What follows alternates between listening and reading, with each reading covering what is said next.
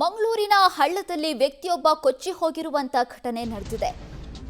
ದಕ್ಷಿಣ ಕನ್ನಡ ಜಿಲ್ಲೆಯಲ್ಲಿ ನಿರಂತರವಾಗಿ ಮಳೆ ಸುರಿತಾ ಇದ್ದು ಹಳ್ಳ ದಾಟ್ತಾ ಇದ್ದ ಸಂದರ್ಭದಲ್ಲಿ ನೀರಿನಲ್ಲಿ ವ್ಯಕ್ತಿಯೊಬ್ಬರು ಕೊಚ್ಚಿ ಹೋಗಿದ್ದಾರೆ ಎನ್ನುವ ಮಾಹಿತಿ ಸಿಗ್ತಾ ಇದೆ.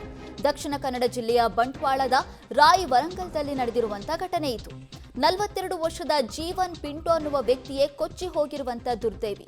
ಭಾರಿ ಮಳೆ ಹಿನ್ನೆಲೆ ಹಳ್ಳ ಕೊಳ್ಳ ತುಂಬಿ ಹರಿತಾ ಇದ್ದಾವೆ. ಈ ಹಳ್ಳದಲ್ಲಿ ದಾಟ್ತಾ ಇದ್ದ ಸಂದರ್ಭದಲ್ಲಿ ವ್ಯಕ್ತಿ ಕೊಚ್ಕೊಂಡು ಹೋಗಿದ್ದಾರೆ. ಹಳ್ಳ ದಾಟ್ತಾ ಇದ್ದಂತ ಸಂದರ್ಭದಲ್ಲಿಯೇ ಜೀವನ್ ಪಿಂಟೋ ಕೊಚ್ಚಿ ಹೋಗಿದ್ದು ಈಗ ಅವರ ಪತ್ತೆಗಾಗಿ ಶೋಧ ಕಾರ್ಯ ನಡೀತಾ ಇದೆ. ಎನ್ಡಿಆರ್ಎಫ್ನ 22 ಸಿಬ್ಬಂದಿಯಿಂದ ಶೋಧ ಕಾರ್ಯಾಚರಣೆ ಮಾಡಲಾಗ್ತಾ ಇದೆ. ಬಟ್ ಇನ್ನೂ ಕೂಡ ಜೀವನ್ ಪಿಂಟೋ ಸಿಕ್ಕಿಲ್ಲ ಅನ್ನುವ ಮಾಹಿತಿ.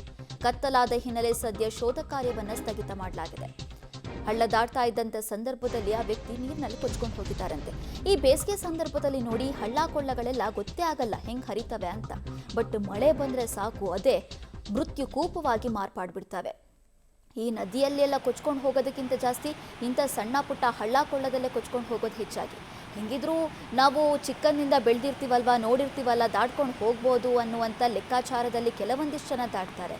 ಬಟ್ ಅವು ಆ ಮಳೆ ಬಂದಂಥ ಸಂದರ್ಭದಲ್ಲಿ ಎಷ್ಟು ರಭಸವಾಗಿ ಹರಿತಾವೆ ಅಂದರೆ ಜೀವವನ್ನೇ ಕಸಿದುಕೊಳ್ಳುವಷ್ಟು ಮಟ್ಟಿಗೆ. ಈಗ ಜೀವನ್ ಪಿಂಟೋ ನೋಡಿ ಕೊಚ್ಕೊಂಡು ಹೋಗಿದ್ದಾರಂತೆ. ಇನ್ನೂ ಕೂಡ ಅವರ ಪತ್ತೆ ಆಗಿಲ್ಲ. ಎನ್ಡಿಆರ್ಎಫ್ ಸಿಬ್ಬಂದಿ ಶೋಧ ಕಾರ್ಯವನ್ನು ನಡೆಸ್ತಾ ಇದ್ದಾರೆ. ಕತ್ಲಾಗಿದೆ ಅಂತ ಹೇಳಿಬಿಟ್ಟು ಶೋಧ ಕಾರ್ಯವನ್ನು ಈಗ ನಿಲ್ಲಿಸಿದ್ದಾರಂತೆ. ನಾಳೆ ಬೆಳಗ್ಗೆ ಆದ ತಕ್ಷಣ ಮತ್ತೆ ಶುರು ಮಾಡ್ತಾರೆ. ಬಟ್ ಇಲ್ಲಿವರೆಗೂ ಜೀವನ್ ಪಿಂಟೋ ಶೋಧ ಅಂದರೆ ಪತ್ತೆ ಆಗಿಲ್ಲ ಅನ್ನೋದು ಗೊತ್ತಾಗ್ತಾ ಇದೆ. 42 ವರ್ಷದ ಜೀವನ್ ಪಿಂಟೋ. ಈ ಘಟನೆ ನಡೆದಿರುವಂಥದ್ದು ದಕ್ಷಿಣ ಕನ್ನಡ ಜಿಲ್ಲೆಯ ಬಂಟ್ವಾಳದಲ್ಲಿ. ಇದೇ ಹಳ್ಳವನ್ನು ದಾಟುವಂಥ ಸಂದರ್ಭದಲ್ಲಿ ಆಗಿರುವ ಅವಘಡ.